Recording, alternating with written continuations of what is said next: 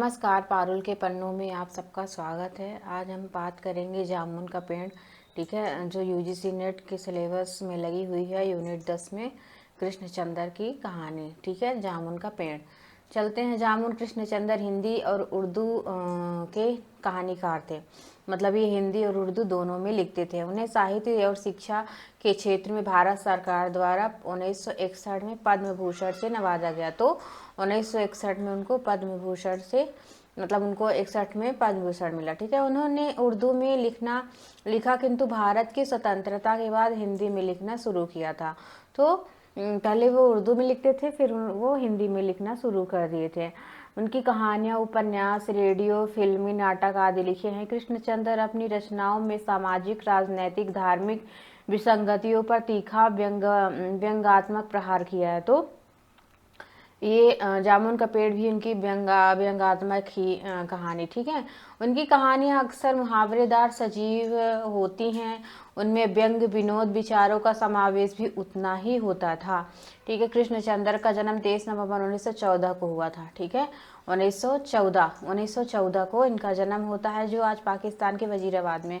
आज ये पाकिस्तान के वजीराबाद में। ठीक है, मतलब अभी जो पहले इनका जन्म हुआ था वो अभी पाकिस्तान में वो जगह है। ठीक है, इनका देहांत 1977 मुंबई में हो गया था। उन्होंने 20 उपन्यास लिखे, 30 कहानियाँ का संकलन किया और दर्जनों रेडियो नाटक लिखे थे। इनकी कहानी जामुन का पेड़ एक व्यंग्यात्मक रचना है ना। तो इनकी जो कहानी है व्यंग्यात्मक रचना है। ओके, जिसमें उन्होंने सरकारी महकमे और उनकी कार्यशैली पर करारा व्यंग किया है। इस कहानी में व्यंग्य किया है। जामुन का पेड़ नामक कहानी को लिखे जाने का ठीक समय तो ज्ञात नहीं है हो सका, लेकिन उनके निधन के 10 साल पहले, है ना। तो उनके निधन के 10 साल पहले, मतलब 1977 में निधन होता है, तो 1966, है ना, 1966 कह सकते हैं। तो 10 साल पहले लिखी गई। तो इस कहानी की उम्र 50 साल बैठती है ना, 50 साल बैठती है। जरा सोचिए कि कृष्णचंद्र 50 साल पहले जिस लाल फीताशाही की कहानी पर बयां कर रहे थे वो आज भी दिखाई देती है। ठीक है, तो चलते हैं। जामुन का पेड़।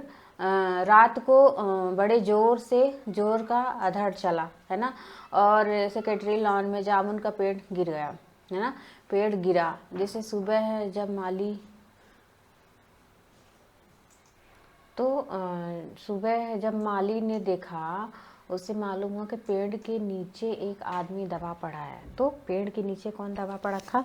एक आदमी दबा पड़ा था। माली दौड़ा चपरासी के पास गया। माली कहाँ गया? चपरासी के पास गया। चपरासी दौड़ा क्लर्क के पास गया, है ना, और क्लर्क दौड़ा सुपरिटेंडेंट के पास गया। ठीक है, सुपरिटेंडेंट के पास तो सबसे पहले कौन देखता है? तो माली देखता है। ठीक है, सबसे पहले माली देखता है, उसके बाद कौन देखता है? क्रम से लगाइए अगर आएगा कि जामुन के पेड़ के नीचे आदमी दबा हुआ था, उसको सबसे पहले कौन देखता है? तो माली देखता है। दूसरे नंबर पे चपरासी देखता है, ये दूसरा नंबर हो गया। फिर क्लर्क, है ना, क्लर्क दौड़ा सुपरिटेंडेंट के पास जाता, तो ये क्लर्क हो गया। ठीक है, तीसरे नंबर पर क्लर्क हो गया। फिर ये सुपरिटेंडेंट हो गया चौथे नंबर पर, है ना, और लॉन चौथे नंबर, 5वें नंबर पर लॉन। सुपरिटेंडेंट दौड़ा लॉन के पास आया और मिनटों में गिरे हुए पेड़ के नीचे आदमी के इर्द गिर्द इकट्ठा हो गई भीड़, है ना। तो वहाँ भी भीड़ इकट्ठा हो गई। बेचारा जामुन का पेड़ कितना वफादार था, वह क्लर्क बोलता है। तो ये किसका कथन है? तो ये क्लर्क का कथन है। ओके, तो बेचारा जामुन का पेड़ कितना वफादार, एक क्लर्क बोलता है, तो ये क्लर्क का कथन है। ठीक है, तो जामुन को वफादार बोला जा रहा है क्योंकि उसके नीचे एक आदमी गिरा हुआ है। इसकी जामुन कितनी रसीली होती थी, दूसरा क्लर्क बोलता है। तो जामुन की पेड़ के लिए कौन बोलता है कि इसकी जामुन कितनी रसीली होती थी? तो दूसरा क्लर्क बोलता है। फलों का मौसम में झोली भर के ले जाता था, मेरे बच्चे जामुन कितने खुशी से खाते थे। तो किसके बच्चे जामुन खुशी से खाते थे? दूसरा क्लर्क है, उसके बच्चे। आगे चलते थे कि तीसरे क्लर्क का यह कहते हुए गला भर आया कि मगर यह आदमी। तो आदमी के बारे में कौन सोचता है? तीसरा क्लर्क सोचता है। माली ने पेड़ के नीचे दबे आदमी की तरफ इशारा किया, है ना। तो जो माली है माली जो है वो नीचे दबे हुए आदमी की तरफ इशारा करता है। तो माली कौन इशारा कर रहा है? माली, ठीक है। आदमी सुपरिटेंडेंट सोच में पड़ गया। आदमी सोच में पड़ गया, पता नहीं जिंदा है या मर गया। एक चपरासी ने पूछा, मर गया होगा। इतना भारी इसकी मतलब इतना भारी जिसके पीठ पर गिरे वह कैसे बच सकता है? दूसरा चपरासी बोलता है, नहीं मैं जिंदा हूँ। दबे हुए आदमी ने बड़ी मुश्किल से कराहते हुए कहा कि नहीं मैं जिंदा हूँ। जिंदा है क्लर्क, एक क्लर्क ने हैरान से कहा, जिंदा है, बाप रे। बट पेड़ को हटाकर इसे निकाल लेना चाहिए, माली ने मशवरा दिया। तो किसने कहा था कि पेड़ को हटाकर निकाल लेना चाहिए? तो माली ने कहा था, ठीक है। डिप्टी सेक्रेटरी के अंडर सेक्रेटरी से कहा है कि फाइल चलती रही, ठीक है, फाइल चलती रही। एक मिनट, ये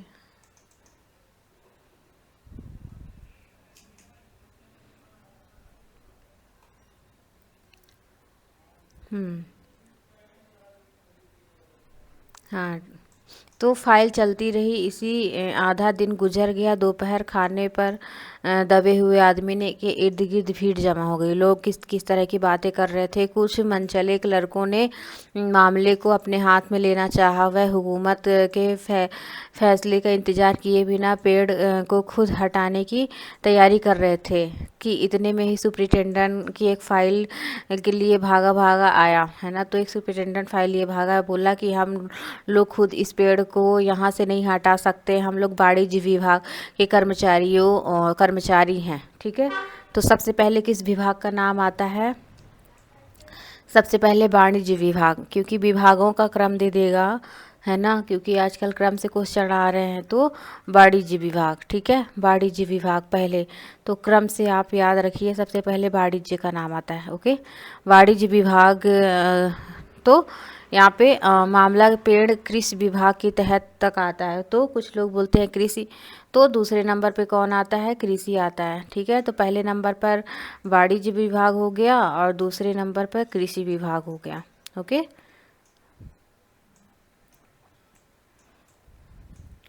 फिर चलते हैं कि इसमें इसीलिए मैं इस फाइल को अर्जेंट मार्ग करके कृषि विभाग को भेज रहा हूँ। वहाँ से जवाब आते ही इसको हटवा दिया जाएगा। दूसरे दिन कृषि विभाग से जवाब आया, पेड़ हटाने की जिम्मेदारी वाणिज्य विभाग को है, ठीक है। तो कृषि विभाग कहता है कि हमारी जिम्मेदारी नहीं है, ये वाणिज्य विभाग की जिम्मेदारी है। वहाँ जवाब पढ़कर वाणिज्य विभाग को गुस्सा आ गया, है ना। उन्होंने फौरन पेड़ को हटवाने या ना हटवाने की जिम्मा कृषि विभाग को दिया। मतलब कृषि विभाग बोलता है वाणिज्य विभाग हटाएगा, वाणिज्य विभाग बोलता है कृषि विभाग हटाएगा। और वाणिज्य विभाग का मामला कोई मतलब इससे कोई ताल्लुक नहीं है वाणिज्य विभाग का। दूसरे दिन फाइल चलती रही। शाम को जवाब आया, इस मामले को हार्टिकल्चर आएगा, ठीक है। तो वाणिज्य हो गया, कृषि हो गया, हार्टिकल्चर विभाग। क्योंकि एक तीसरा नंबर पर हार्टिकल्चर आता है, ओके।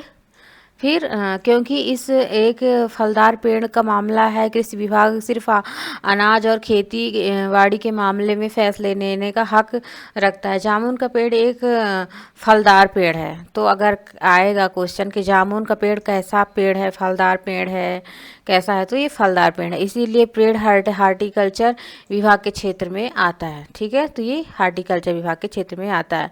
रात को माली ने दबे हुए आदमी को दाल भात खिलाया, है ना। तो उसको दाल भात कौन खिलाया था? माली ने खिलाया था, ठीक है। माली ने पहली बार देखा, माली ही उसकी सेवा में लगा हुआ है। हालांकि लॉन के चारों तरफ पुलिस का पहरा था। कहीं लोग कानून के को अपने हाथ में लेकर पेड़ को खुद न हटवाने की कोशिश करें, मगर एक पुलिस कांस्टेबल को रहम आ गया। उसने माली को दबे हुए आदमी को खाना खिलाने की इजाज़त दे दी। तो माली को इजाज़त किसने दी थी? तो पुलिस ने दी थी, है ना। पुलिस कांस्टेबल ने उसको इजाज़त दी थी। माली ने दबे हुए आदमी से कहा, तुम्हारी फाइल चल रही है, उम्मीद है कल तक फैसला आ जाएगा। दबा हुआ आदमी कुछ नहीं बोला। माली ने पेड़ के तने को गौर से देखा और कहा, अच्छा है, तना तुम्हारे कूल्हे पर गिरा, है ना। तो तना कहाँ गिरा था, कूल्हे पर। अगर कमर पर गिरता तो रीढ़ की हड्डी टूट जाती, है ना। दबा हुआ आदमी फिर भी कुछ न बोला। माली ने फिर कहा कि तुम्हारा यह कोई वारिस हो तो उसका अता पता बताओ, मैं उसे खबर देने की कोशिश करूँगा, है ना। तो ये माली कहता है। तो वो कहता है कि मैं लावारिस हूँ। दबे हुए आदमी ने बड़ी मुश्किल से कहा। माफ़ी अफसोस जाहिर करता हुआ वहाँ से हट गया, है ना। माली अफसोस वहाँ मतलब माली अफसोस कर रहा है कि मतलब वो बोलता है कि मैं लावारिस हूँ। तीसरे दिन हार्टिकल्चर विभाग से जवाब आया। बड़ा बड़ा जवाब लिखा था कि काफ़ी आलोचना के साथ कि उसने हार्टिकल्चर विभाग के सेक्रेटरी को साहित्य मिजाज का आदमी मालूम हुआ, है ना।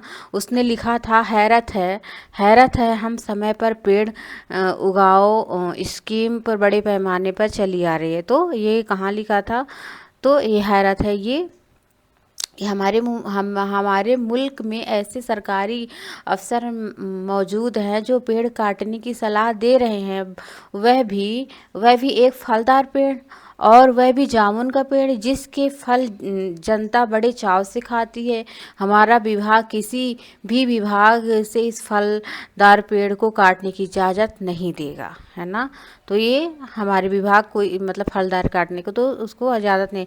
अब क्या किया जाए। मनचले ने कहा कि अगर पेड़ नहीं काटा जा सकता तो आदमी को काट के निकाल लिया जाए। देखिए आदमी इन्हें इशारे से बताया कि अगर इस आदमी को बीच से यानी धड़ से जगह से हटा दिया जाए तो इस आदमी को इधर से निकाल दिया जाता है। आधा आदमी उधर से बाहर, आधा आदमी इधर से, पेड़ भी वहीं का वहीं रहेगा, है ना। मगर इसी तरह तो मैं मर जाऊंगा, इस तरह मैं मर जाऊंगा, दबे हुए आदमी ने एतराज से कहा। यह भी ठीक कहता है, एक क्लर्क बोलता है। आदमी को काटने का नायाब तरीका पेश करने वाले एक पुख्ता दलील पेश की। एक पुख्ता ने दलील पेश की कि आप जानते नहीं आजकल प्लास्टिक सर्जरी के जरिए धड़ की जगह इस आदमी को फिर से जोड़ दिया जाएगा। तो यहाँ पे प्लास्टिक सर्जरी का जिक्र आया, ठीक है। फिर फाइल को मेडिकल डिपार्टमेंट में भेज दिया गया। तो फाइल कहाँ गई, मेडिकल डिपार्टमेंट में गई, ठीक है। तो वाणिज्य विभाग में गई, कृषि विभाग में गई, फिर हार्टिकल्चर में जाती है, चौथे नंबर पर मेडिकल विभाग में जाती है।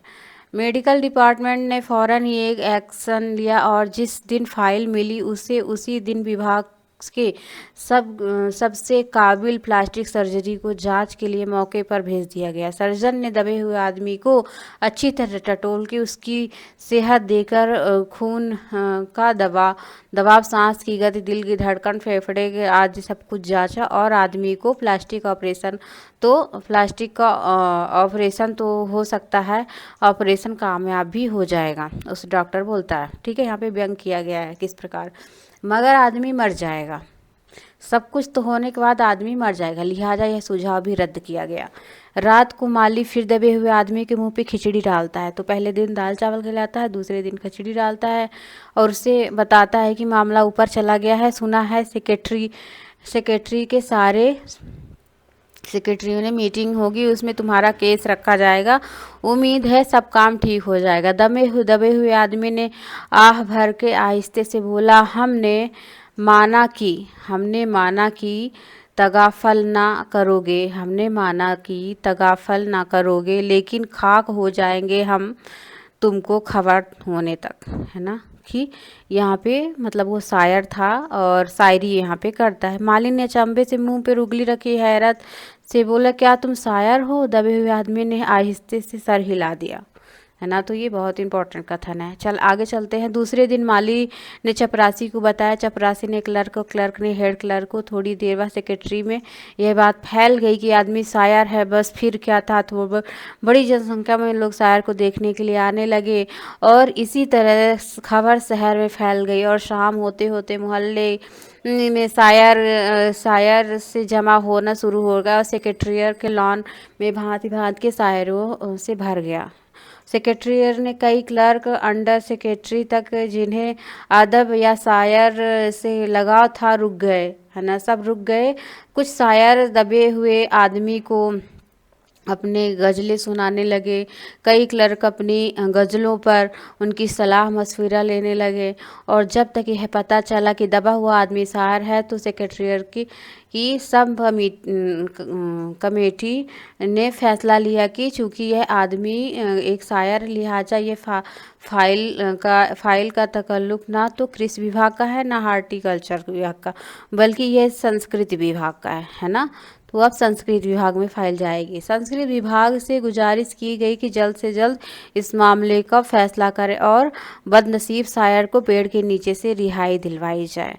फाइल संस्कृत विभाग से अलग अलग सेक्शन में होती हुई साहित्य अकादमी पहुंच गई। तो कहाँ संस्कृत विभाग में पहुंची, फिर साहित्य अकादमी में पहुंच गई। ठीक है, तो संस्कृत विभाग सचिव के पास पहुंची। बेचारा सचिव उसी वक्त अपनी गाड़ी में सवार होकर सेक्रेटेरिएट जा रहा पहुंचा और दबे हुए आदमी से इंटरव्यू लेने लगा। तो दबे हुए आदमी से इंटरव्यू कौन ले रहा है? सचिव ले रहा।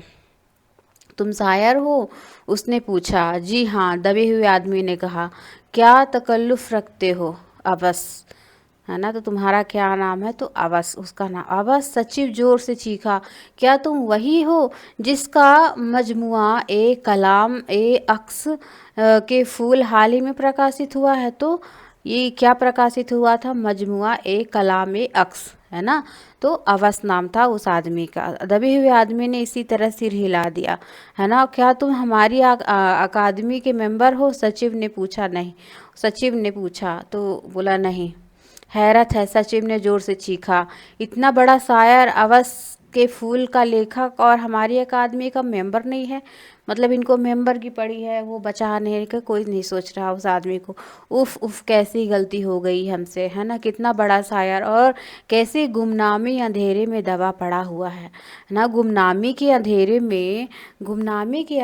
में नहीं, बल्कि एक पेड़ के नीचे दबा हुआ। भगवान के लिए मुझे इस पेड़ के नीचे से निकालो। अब वो शायर बोलता है। अभी बंदोबस्त करता हूँ, सचिव फौरन बोला। फौरन जाकर उसने अपने विभाग में रिपोर्ट पेश की, और दूसरे दिन सचिव भागा भागा शायर के पास आया। बोला, मुबारक हो, मिठाई खिलाओ, हमारी सरकारी अकादमी ने तुम्हारे साहित्य समिति का तुम्हें मतलब सदस्य चुन लिया। तो अब उसको सदस्य चुन लिया गया साहित्य अकादमी में, लिया गया। ये बड़े ऑर्डर की कॉपी है, मगर मुझे इस पेड़ के नीचे से तो निकालो, दबे हुए आदमी ने कराहते हुए कहा। सांस बड़ी मुश्किल से ले रही थी, है ना।